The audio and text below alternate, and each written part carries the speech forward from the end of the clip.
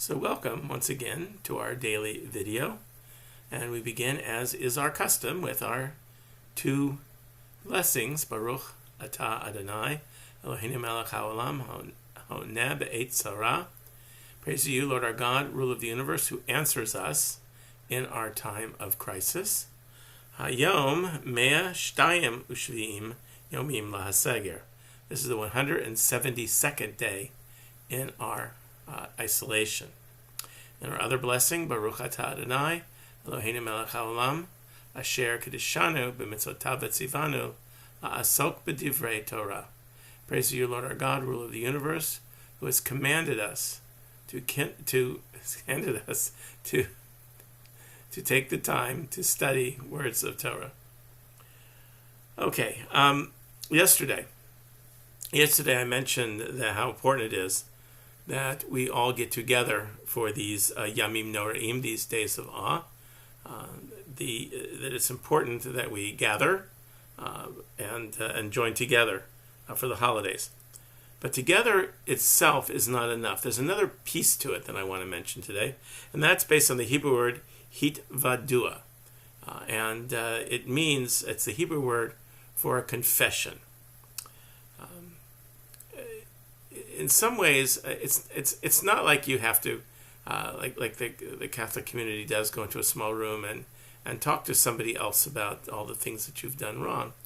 But it's certainly about being able to articulate clearly the things that we've done wrong and the way that these things have made us feel. Confession is the antidote for all of the different delusions that we have in our life about our life. We have this habit of convincing ourselves that what we're doing is okay, we convince ourselves of that whether it really is okay or not. We sort of find ways to convince ourselves that even if it's something wrong, that it's really not that wrong, and you really can't blame me for wanting to do it because after all, everybody does it, or it's not that big a deal, or whatever delusion that we have. But it's not. It's still not okay, and we pretend that it's okay, but it's all part of this self-delusion.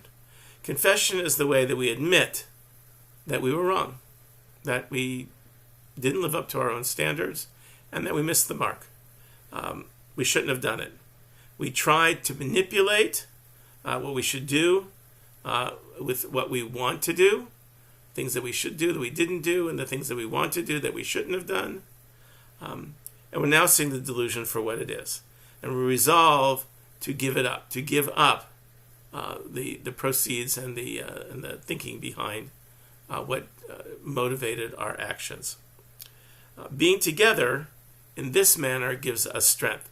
We recite our confession not personally, but recite it in public, with everybody all reciting it at the same time. And because it gives us the strength to resolve, to change our ways, to own up to what we've done, and we set our heart, we set our mind to do better in the new year.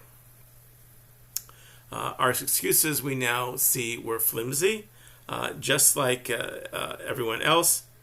But now, standing here together, we see that we are part of something that is much bigger than ourselves, much larger than ourselves, much thicker than ourselves.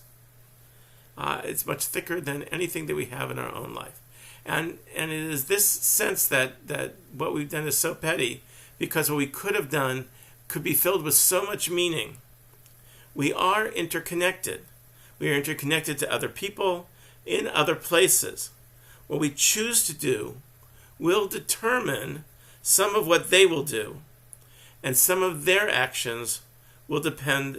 Some of our actions will depend on others, and we need to be responsible for the others around us, and they must be responsible for us.